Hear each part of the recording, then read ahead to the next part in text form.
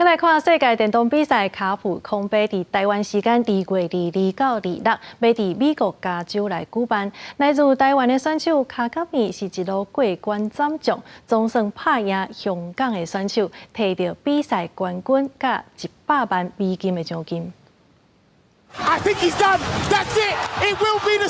就用这部防水演练拍出最后一球。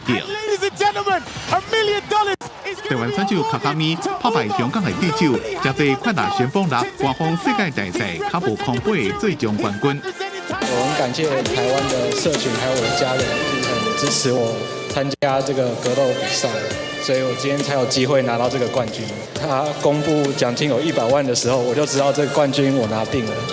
国家正霸气，卡卡米伫咧这届卡普空杯，先伫咧小组赛以第1名晋级16强，最终决赛佫连续拍败墨西哥男排的选手，一个来自香港的 Chris Ong 一直拍到冠军战。 伫咧最终总决赛，卡卡米如果拄到败部冠军 Chris Ong， 虽然胜负对手3比0结束比赛，但过命伫咧劣势的战局，掌握天赋取得优势，顺利摕到冠军，也是台湾第一人。 恭喜他了！我们台湾有很多像他这样子的选手，或者是玩家，还是默默的这样子在撑着。它是一种格斗游戏，靠着摇杆、跟按钮、跟选手的反应。例如英雄联盟啦，一个队伍是5个人，那这样这种1个人呢更寂寞。本身来讲，这个过程是缓慢的。